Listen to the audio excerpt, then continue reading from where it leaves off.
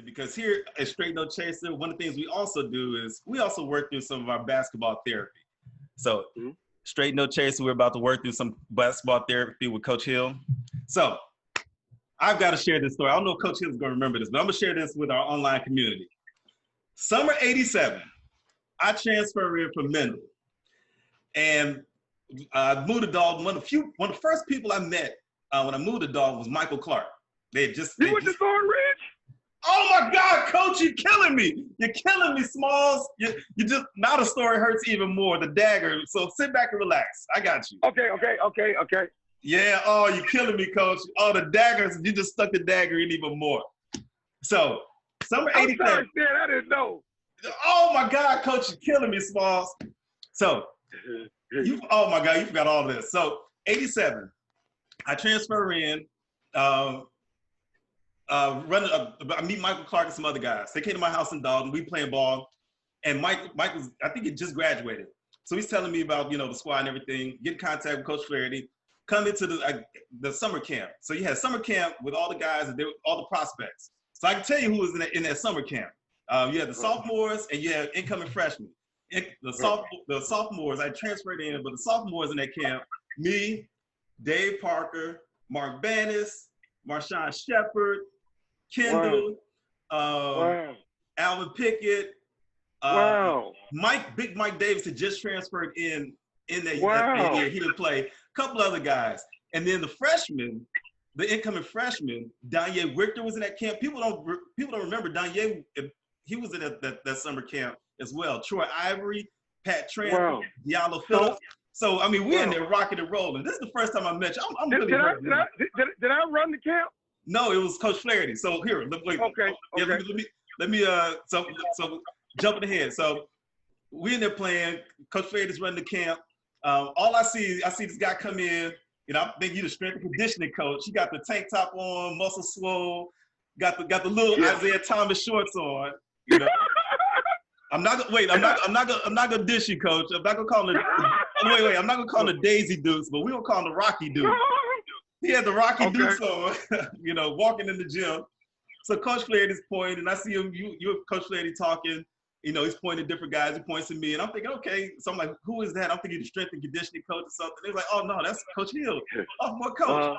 So at the time, you were coaching for Prairie State Wilco. You were coaching the team with. That's why you weren't coaching the summer league or the summer camp.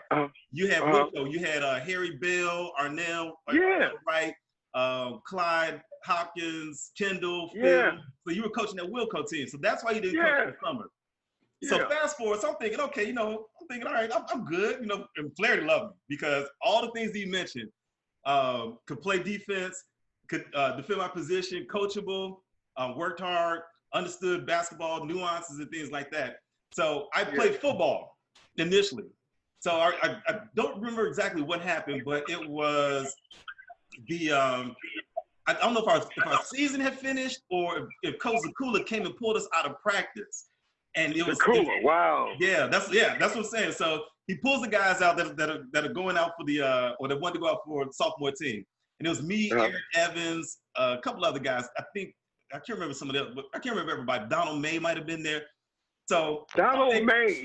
Yeah, that's what I'm saying, Coach. Oh, Coach, you're killing me. Do you remember this? Oh, trust me. Look, it's been 30 years. It's been brewing and stewing like a crock pot. It's been brewing and stewing like a crock pot over here. So I'm thinking, okay, you know what? I've been in summer camp. I done held my own with all of them. Ye, Troy, Pat, Bannis, all of them. I'm thinking, I'm walking to practices. I'm thinking I have it sweet. I'm like, okay, I'm here. I got it sweet. Man, I think first of all, they pulled us out of practice, so we weren't even ready. I wasn't even in the football mindset. They were just kind of one of those, hey, show me what you got. And I'll admit, I didn't have the best tryout. So I'll never forget. It was.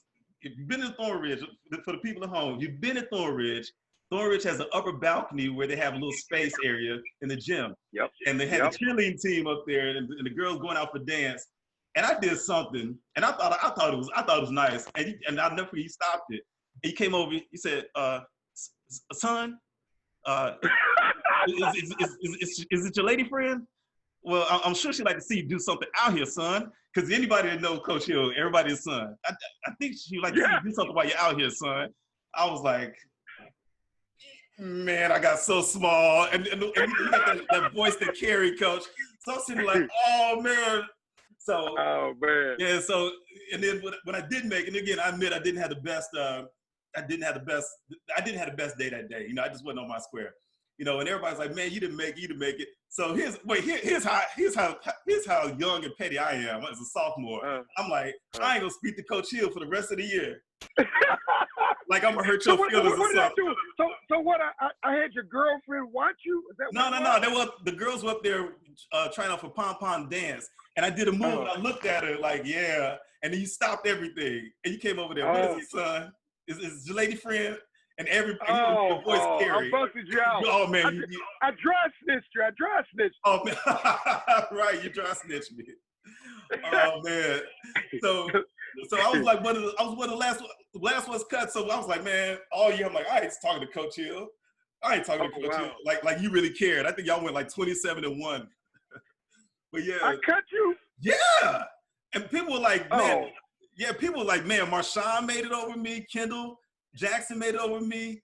Who else? Gosh, who was? Oh wow, man, I apologize, man. You know, a lot of guys is like, man, Coach Hill cut you. I was like, yeah, and it's funny because actually, but to that point though, it made me a better ball player because it made me hungrier once I got over the sting of being cut, and also I wasn't as skilled as some of the other guys. You know, I always tell people there's a difference between a basketball player and a hooper. There were some hoopers on that squad, but I thought I was just as good as some of the basketball players. But long story short, you know, I was a late bloomer, and as I got better as I got older. And actually, when I left Thornridge, I really excelled and accelerated. Oh wow! Yeah. So, but anytime I saw somebody in that District 205, you know, in their portfolio, because I ended up playing JUCO ball, walking on and beating guys out, and starting at JUCO. Yeah. Man, you know what? First of all, I want to say, look, I'm sorry I cut you, man. You know, I mean, you know, seriously. You know what, Stan? I'm gonna tell you something. That's one of the things in coaching that I hate because you have to make cuts. Yeah. And I look at myself. Had Dave Lazoe or Ron Bonfiglio cut me at Thornridge in 1971, I don't know what would have happened to me in my life that I got cut. Yeah. And I look at a lot of guys, the guys that try out every year. I look at those guys, they come in there, and everybody wants to make the basketball team. Everybody. Yeah. And, you know, you look at young men that have this dream to be a basketball player, and you have to, you know, you can only keep 12, 13, 14, 15 players. Yeah. So there are a lot of dreams that are squashed. So, you know, I want to use this forum to apologize to you, man. You know, here's the thing. After all the years, you know, we've worked through some therapeutic sessions here. I've had Frank McDaniel work through some things here and some other players. As I'm looking as we're going live, I'm going to tell you right now, we've got some comments. Dwayne Perry, you cut him as well. He was a good player. He actually played for the military. Francois Wright, you cut him. And actually, that's what I first was introduced to you. He was trying out for the Wilco team, Prairie State team, but that team was that team was stacked. But yeah, you cut Francois off that team. So Frank who? Arnell, Francois, Big Frenchie, Arnell Wright. Back then he had the high top of the ducktail. Francois, you know him. But there's a lot of guys. There's a lot of guys. You know, here's the thing. I think there's more guys that have gotten the axe by Coach Hill and gone on to be better because of that. The guys that stayed and were able to succeed. But also to your point, I think it drove a lot of ball players too. You know, because I think it takes a certain type of ball player to be able to play for you. But then also, you know, utilize if you did not make it, using that as fuel to excel at the next level. I know Dwayne Perry went on to play in the military at a high level. Francois, he went and played, you know, Arnell Wright, he's on as Francois Wright, but he went on to play at a couple different colleges and play with some elite guys. So it's not, you know, there's no shame in being cut by Coach Hill. You know, it's different if I'm being cut by a bust or a scrub. But if Coach Hill is saying, hey, you know what? It's not what I'm looking for. You know, this is, you know, you don't necessarily meet that criteria. Not that you're not a good ball player. It's just that right now, for what I'm looking for, it's not the ideal fit. So it's all good, Coach. I just wanted to make sure I worked it out. Okay, buddy. Me and Coach Hill are good now.